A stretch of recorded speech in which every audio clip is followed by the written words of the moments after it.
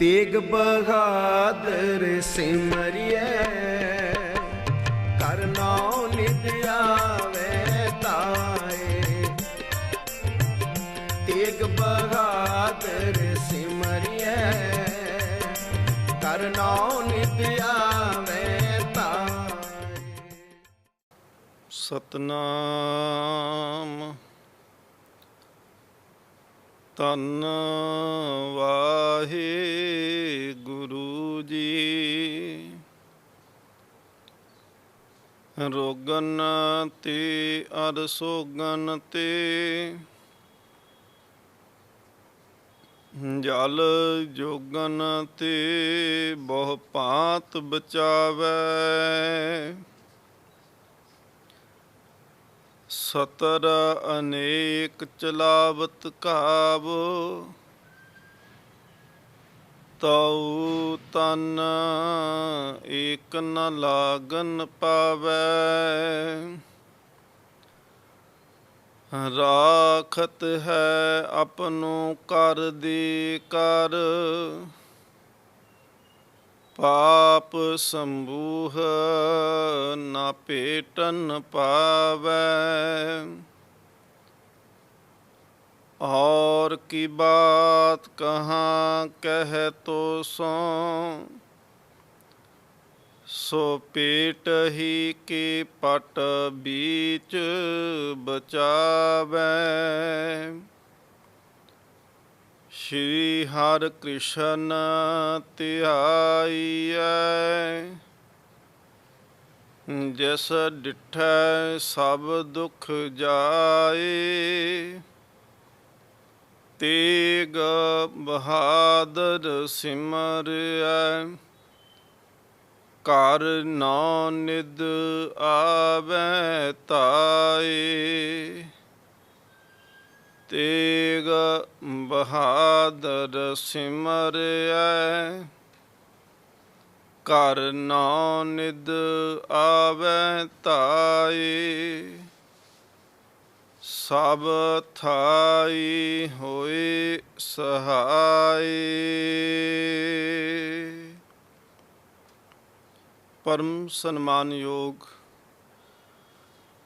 जुगो जुग अटल तख्त चवर छत्र दे मालक सतगुरु श्री गुरु ग्रंथ साहिब महाराज पातशाह जी दी पावन पवित्र हजूरी अंदर जुड़ बैठ के धन गुरु तेग बहादुर महाराज पातशाह जी दे 400 साला प्रकाश गुरपुरब आगमन दिवस नूं समर्पित हो करके आप संगत देश विदेश के अंदर सतगुरु महाराज जी दे पावन जीवन नूं रोज़ाना ही सरवण कर रहे हो। गुरमत विचारां दी सांझ तो पहला आओ सतगुरु महाराज जी दे चरनां दे विच हाज़री लगवाइए। तकीए गुरु का आसरा धन गुरु तेग बहादुर महाराज आप विच वर्तन आप सहाय होवन। गुर इतिहास गुरमत विचारां दी सांझ कर सकिए। आप संगत आसीस बख्शो। मन बिरतियां एकागर करो। अदब प्यार सत्कार दे नाल फतेह प्रवान करो जी। वाहिगुरु जी का खालसा वाहिगुरु जी की फतेह। पिछले दीवान दे विच आप जी ने सरवण कीता कि सतगुरु महाराज पातशाह गुरु गोबिंद सिंह जी का आगमन उन्हां दा प्रकाश जिहड़ा है वो प्रयाग दे अस्थान ते होया।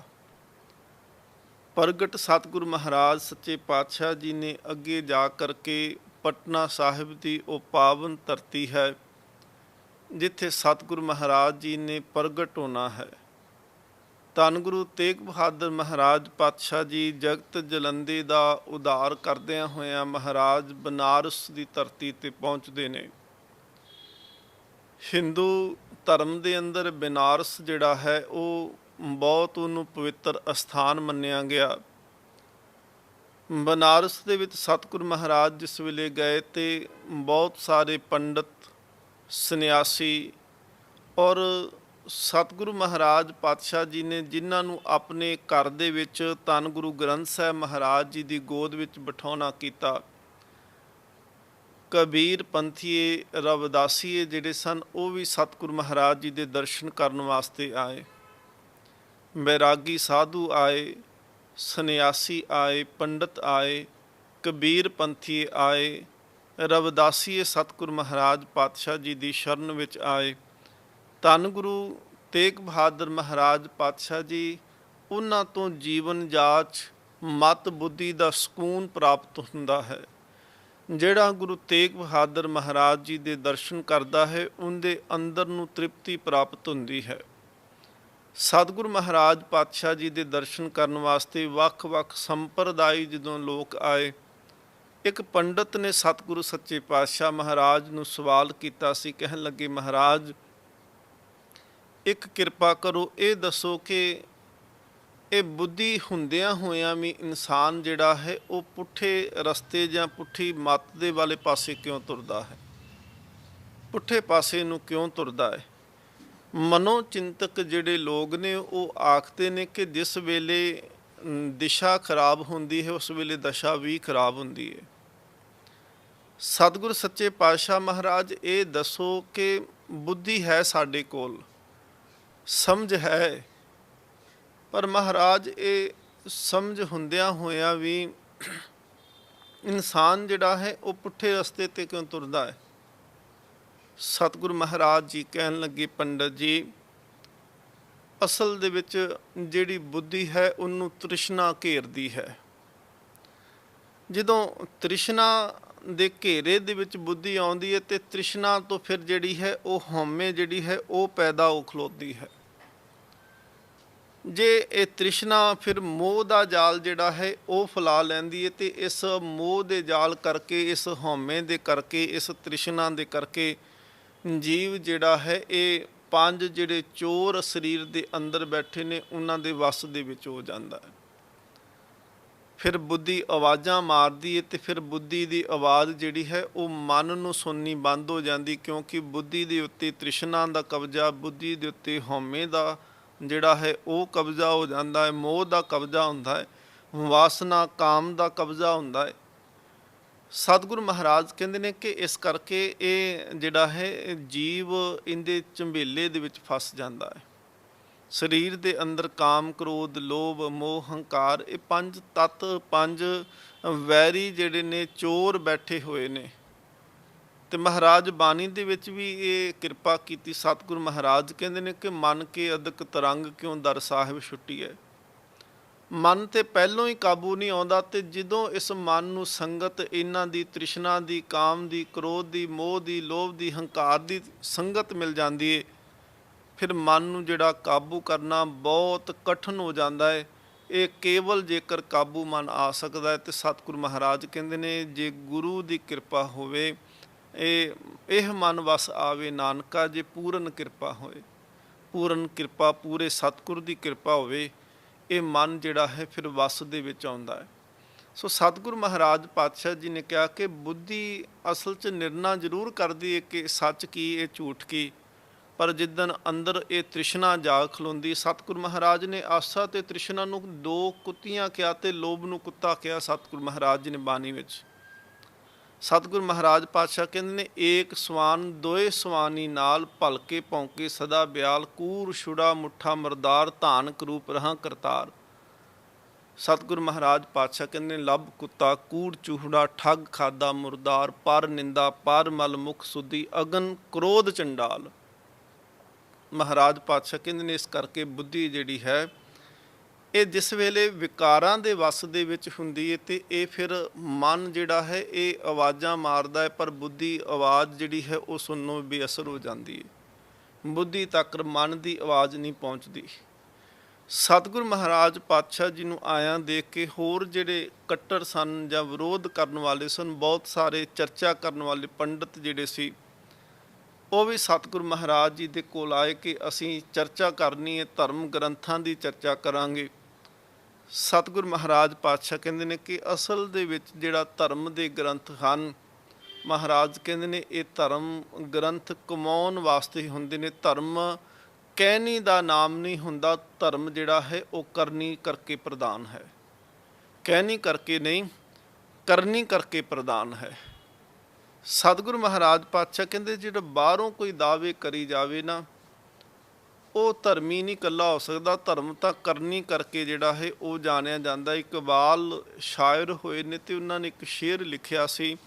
ਉਹ ਕਹਿੰਦੇ ਇਕਬਾਲ ਬੜਾ ਉਪਦੇਸ਼ਕ ਹੈ, ਬਾਤੋਂ ਸੇ ਮਨ ਮੋਹ लेता है। गुफ्तार का गाजी बन तो गया, किरदार का गाजी बन ना सका। ਕਹਿੰਦੇ ਨੇ ਕਿ ਉਹ ਕਈ ਐਸੇ ਹੁੰਦੇ ਨੇ ਗੁਫਤਾਰ ਦੇ ਗਾਜੀ। ਗੁਫਤਾਰ ਤੋਂ ਭਾਵ ਕਿ ਗੱਲਾਂ ਕਰਕੇ ਬਹੁਤ ਵੱਡੀਆਂ ਗੱਲਾਂ ਕਰ ਜਾਣਗੇ, ਗੱਲਾਂ ਕਰਕੇ ਤੇ ਉਹ ਅਸਮਾਨ ਨੂੰ ਵੀ ਟਾਕੀਆਂ ਲਾਉਣ ਤੋਂ ਪਿੱਛੇ ਨਹੀਂ ਗੁਰੇਜ਼ ਕਰਦੇ। ਪਰ ਇਕਬਾਲ ਸ਼ਾਇਰ ਆਖਦਾ ਹੈ ਕਿ ਗੁਫਤਾਰ ਕਾ ਗਾਜੀ ਬਣ ਤੋਂ ਗਿਆ, ਕਿਰਦਾਰ ਕਾ ਗਾਜੀ ਬਣ ਨਾ ਸਕਾ। ਕਿਰਦਾਰ ਕਰਕੇ ਜਿਹੜਾ ਸੀ ਉਹ ਬਹਾਦਰ ਸੂਰਮਾ ਨਹੀਂ ਬਣ ਸਕਿਆ, ਗੱਲਾਂ ਬਾਤਾਂ ਦੇ ਨਾਲ ਤੇ ਉਹਦੀ ਸੂਰਮਤਾਈ ਦੇ ਕਹਿਣੇ ਕੀ ਸੀ। ਗੱਲਾਂ ਬਾਤਾਂ ਨਾਲ ਤੇ ਉਹ ਕਹਿੰਦਾ ਕਿ ਮੇਰੇ ਵਰਗਾ ਬਲੀਦਾਨ ਦੇਣ ਵਾਲਾ ਵਿਰਾਗੀ ਤਿਆਗੀ ਸਾਧੂ ਕੋਈ ਨਹੀਂ। ਇਹ ਪਿੱਛੇ ਜੇ ਦੀ ਘਟਨਾ ਹੈ ਕਿ ਜਿਸ ਵੇਲੇ ਅਯੋਧਿਆ ਦੇ ਵਿੱਚੋਂ ਬਾਬਰੀ ਮਸਜਿਦ ਜਿਹੜੀ ਸੀ ਉਹਨੂੰ ਢਾਇਆ ਗਿਆ ਤੇ ਉਸ ਮਸਜਿਦ ਨੂੰ ਢਾਉਣ ਤੋਂ ਬਾਅਦ ਵਿੱਚ ਉੱਥੇ ਰਾਮ ਮੰਦਿਰ ਜਿਹੜਾ ਸੀ ਉਹਦੀ ਉਹਨੂੰ ਬਣਾਉਣ ਦੀ ਗੱਲ ਚੱਲੀ। ਪਰ ਜ਼ੋਰ ਜਿਹੜਾ ਸੀ ਉਹ ਬਾਬਰੀ ਮਸਜਿਦ ਵਾਲੇ ਵੀ ਲਾਉਂਦੇ ਰਹੇ ਕਿ ਅਸੀਂ ਇੱਥੇ ਮਸਜਿਦ ਬਣਾਉਣੀ ਹੈ। ਫਿਰ ਉਸ ਵੇਲੇ ਜਦੋਂ ਇਹ ਕੰਮ ਸ਼ੁਰੂ ਹੋਇਆ ਤੇ ਕੁਝ ਲੋਕਾਂ ਨੇ ਜਿਹੜਾ ਸੀ ਉਹਨਾਂ ਨੇ ਸੁਝਾਅ ਦਿੱਤੇ ਕਿ ਥੋੜ੍ਹੀ ਦੂਰੀ ਤੋਂ ਜਿਹੜਾ ਰਾਮ ਮੰਦਿਰ ਹੈ ਇਹਨੂੰ ਕੁਝ ਦੂਰੀ 'ਤੇ ਬਣਾ ਦਿੱਤਾ ਜਾਵੇ, ਜਗ੍ਹਾ ਥੋੜ੍ਹੀ ਤਬਦੀਲ ਕੀਤੀ। ਇੱਕ ਵੈਰਾਗੀ ਸਾਧੂ ਸੀ, ਉਹਨੇ ਉਸ ਵੇਲੇ ਅਖਬਾਰ ਦੇ ਵਿੱਚ ਬਿਆਨ ਦੇ ਦਿੱਤਾ ਸੀ। ਪ੍ਰਿੰਸੀਪਲ ਸੁਰਿੰਦਰ ਸਿੰਘ, ਸਿੱਖ ਮਿਸ਼ਨਰੀ ਕਾਲਜ ਆਨੰਦਪੁਰ ਸਾਹਿਬ ਦੇ ਪ੍ਰਿੰਸੀਪਲ ਸੁਰਿੰਦਰ ਸਿੰਘ, ਉਹਨਾਂ ਨੇ ਸਾਨੂੰ ਦੱਸਣਾ, ਉਹਨਾਂ ਨੇ ਕਹਿਣਾ ਕਿ ਉਹਨਾਂ ਨੇ ਇਹ ਗੱਲ ਜਿਹੜੀ ਸੀ ਬਿਆਨ ਦੇ ਵਿੱਚ ਕਹਿ ਦਿੱਤੀ ਕਿ ਦੇਖੋ ਕਿ ਜੇਕਰ ਹੁਣ ਰਾਮ ਮੰਦਿਰ ਦੀ ਥਾਂ ਜੇਕਰ ਬਦਲੀ ਗਈ, ਉਸ ਥਾਂ 'ਤੇ ਰਾਮ ਮੰਦਿਰ ਨਾ ਬਣਿਆ ਜਿੱਥੇ ਜਗ੍ਹਾ ਹੈ, ਤੇ ਮੈਂ ਆਤਮਦਾਹ ਕਰ ਲਵਾਂਗਾ। ਪਰ ਪ੍ਰਿੰਸੀਪਲ ਸਾਹਿਬ ਦੱਸਦੇ ਕਹਿੰਦੇ ਕਿ ਇੱਕ ਤੋਂ ਨਹੀਂ 2-3 ਥਾਵਾਂ 'ਤੇ ਉਹ ਥਾਂ ਹੌਲੀ ਹੌਲੀ ਤਬਦੀਲ ਕਰਦੇ, 3-4 ਥਾਵਾਂ ਤੱਕ ਪਹੁੰਚ ਗਈ ਕਿ ਇੱਥੇ ਨਹੀਂ ਉੱਥੇ ਬਣਾ ਦਾਂਗੇ, ਉੱਥੇ ਨਹੀਂ ਉੱਥੇ ਬਣਾ ਦਾਂਗੇ। ਤੇ ਜਦ ਕਿਸੇ ਪੱਤਰਕਾਰ ਨੇ ਪੁੱਛਿਆ ਕਿ ਮਹਾਤਮਾ ਜੀ, ਸਾਧੂ ਜੀ, ਆਪ ਜੀ ਨੇ ਇਹ ਐਲਾਨ ਕੀਤਾ ਸੀ ਕਿ ਜੇਕਰ ਰਾਮ ਮੰਦਿਰ ਦੀ ਜਗ੍ਹਾ ਬਦਲੀ ਗਈ ਤੇ ਮੈਂ ਆਤਮਦਾਹ ਕਰਾਂਗਾ, ਤੇ ਉਹਨੇ ਅੱਗੋਂ ਜਵਾਬ ਪਤਾ ਕੀ ਕੀਤਾ? ਜਵਾਬ ਦਿੰਦਾ ਕਹਿਣ ਲੱਗਾ ਜੀ ਮੈਨੂੰ ਪ੍ਰਧਾਨ ਮੰਤਰੀ ਜੀ ਨੇ ਬੇਨਤੀ ਕੀਤੀ ਸੀ, ਵੇਖਿਓ ਕਿਤੇ ਤੁਸੀਂ ਆਤਮਦਾਹ ਨਾ ਕਰ ਲਿਓ, ਤੁਹਾਡੇ ਵਰਗੇ ਮਹਾਂਪੁਰਖਾਂ ਦੀ ਬੜੀ ਸੰਸਾਰ 'ਤੇ ਲੋੜ ਹੈ। ਸਤਿਗੁਰੂ ਮਹਾਰਾਜ ਪਾਤਸ਼ਾਹ ਜੀ ਕਹਿੰਦੇ ਨੇ ਕਿ ਧਰਮ ਜਿਹੜਾ ਹੈ ਉਹ ਕਰਨੀ ਕਰਕੇ ਪ੍ਰਧਾਨ ਹੈ, ਨਾ ਕਿ ਇਕੱਲਾ ਆਵਾਜ਼ ਦੇ ਦੇਣੀ, ਗੁਫ਼ਤਗੂ ਕਰ ਲੈਣੀ, ਗੱਲਾਂ ਕਰ ਲੈਣੀਆਂ। ਤੇ ਇਕਬਾਲ ਵੀ ਇਹੀ ਕਹਿੰਦਾ ਹੈ ਕਿ ਇਕਬਾਲ ਬੜਾ ਉਪਦੇਸ਼ਕ ਹੈ, ਬਾਤੋਂ ਸੇ ਮਨ ਮੋਹ लेता है। ਗੁਫਤਾਰ ਕਾ ਗਾਜੀ ਬਨ ਤੋਂ ਗਿਆ, ਕਿਰਦਾਰ ਕਾ ਗਾਜੀ ਬਨ ਨਾ ਸਕਾ। ਸਤਿਗੁਰੂ ਗੁਰੂ ਤੇਗ ਬਹਾਦਰ ਮਹਾਰਾਜ ਪਾਤਸ਼ਾਹ ਜੀ ਦੇ ਸਨਮੁਖ ਪੰਡਤ ਆਉਂਦੇ ਨੇ ਚਰਚਾ ਕਰਨ ਵਾਸਤੇ, ਤੇ ਮਹਾਰਾਜ ਨੇ ਕਿਹਾ ਕਿ ਦੇਖੋ ਧਰਮ ਜਿਹੜੇ ਨੇ ਉਹ ਵਾਦ ਵਿਵਾਦ ਹੰਕਾਰ ਨਹੀਂ ਸਿਖਾਉਂਦੇ। ਵੇਦ ਕਤੇਬ ਕਹੋ ਮਤ ਝੂਠੇ, ਝੂਠਾ ਜੋ ਨਾ ਵਿਚਾਰੇ। ਸਿਮਰਤ ਸ਼ਾਸਤਰ ਪੁੰਨ ਪਾਪ ਵਿਚਾਰਦੇ, ਤੱਤੇ ਸਾਰ ਨਾ ਜਾਣੀ।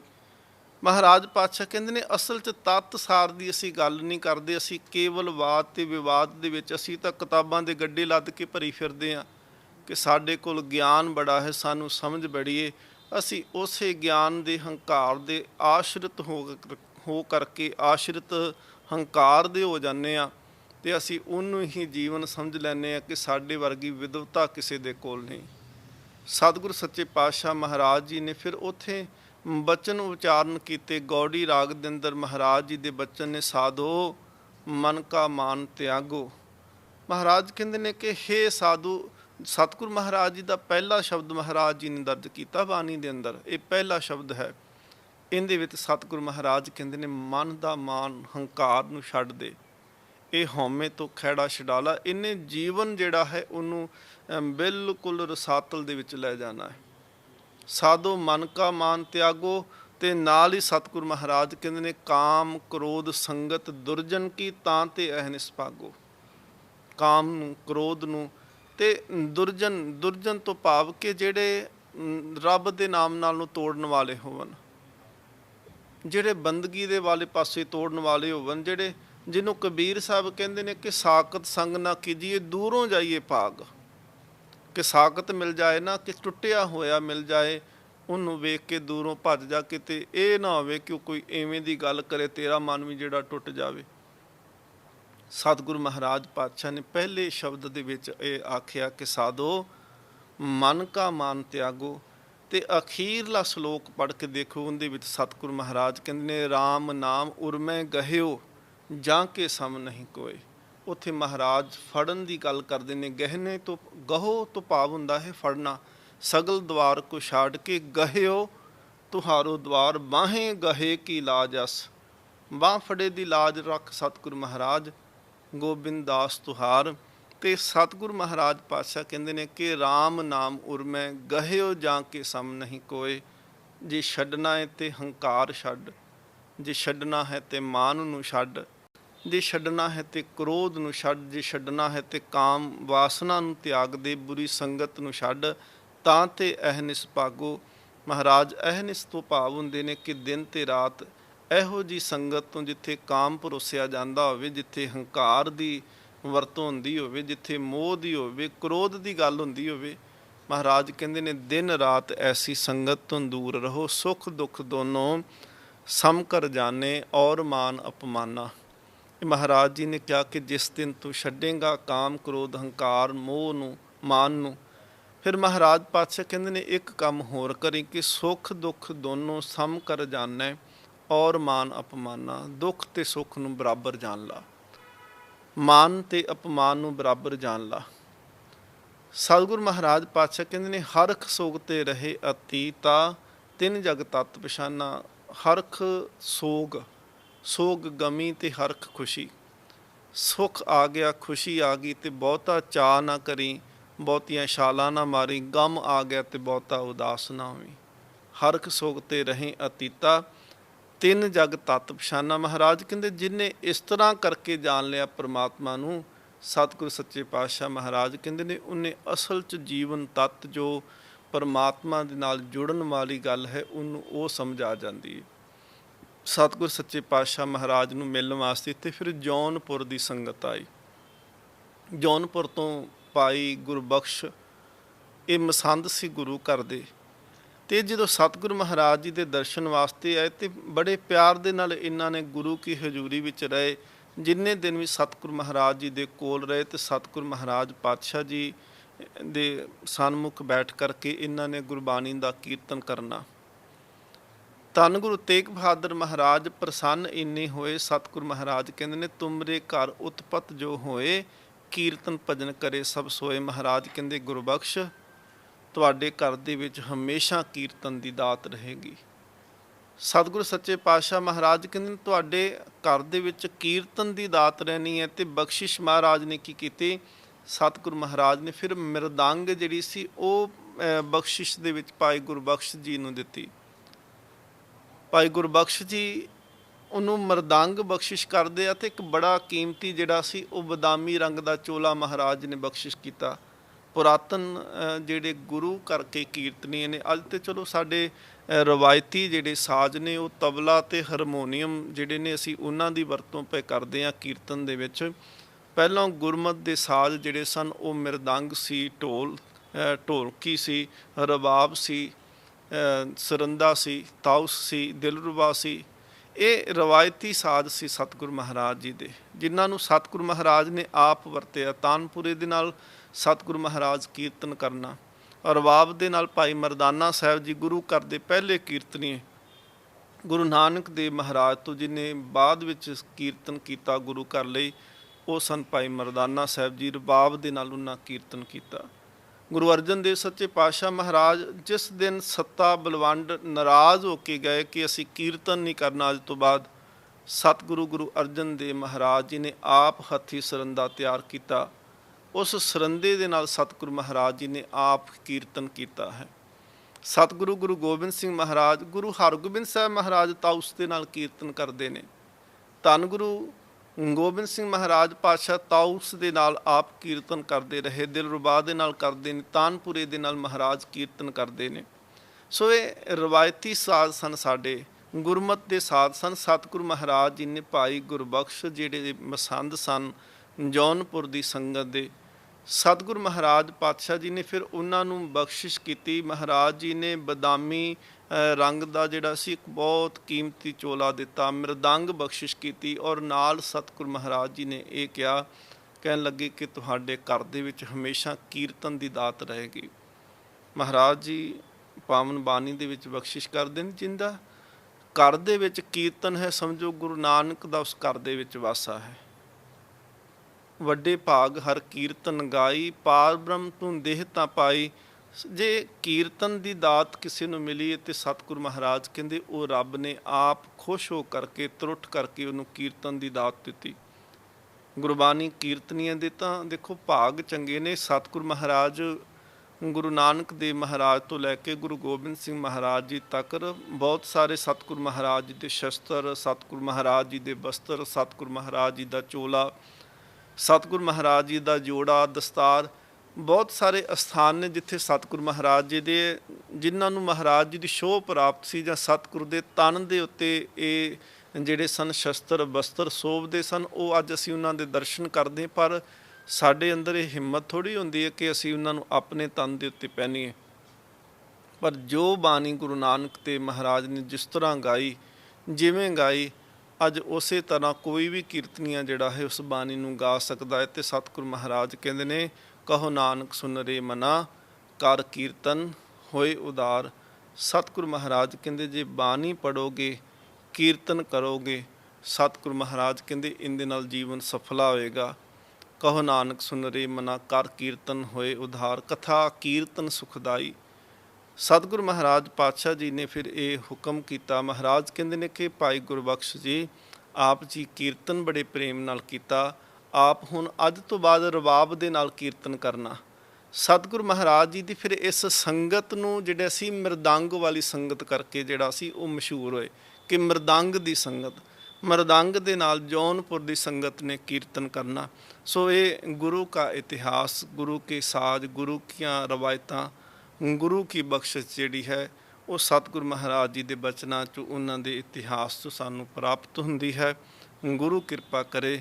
ਅਰਦਾਸ ਰੋਜ਼ਾਨਾ ਕਰੋ, ਸਤਿਗੁਰੂ ਸੱਚੇ ਪਾਤਸ਼ਾਹ ਮਹਾਰਾਜ ਆਪ ਕਿਰਪਾ ਕਰੋ, ਜਗਤ ਜਲੰਦਾ ਰੱਖ ਲੈ, ਆਪਣੀ ਕਿਰਪਾ ਤਾਰ, ਜਿਤ ਦੁਆਰੇ ਉਬਰੇ, ਤਿੱਤੇ ਲਿਹੁ ਉਬਾਰ। ਗੁਰੂ ਬਖਸ਼ਿਸ਼ ਕਰੇ ਜੀ, ਭੁੱਲਾਂ ਦੀ ਖਿਮਾ। ਵਾਹਿਗੁਰੂ ਜੀ ਕਾ ਖਾਲਸਾ, ਵਾਹਿਗੁਰੂ ਜੀ ਕੀ ਫਤਿਹ। ਤੇਗ ਬਹਾਦਰ ਸਿਮਰਿਐ, ਕਰ ਨਾਉ ਨਿਤ ਆਵੇ ਤਾਏ। ਤੇਗ ਬਹਾਦਰ ਸਿਮਰਿਐ, ਕਰ ਨਾਉ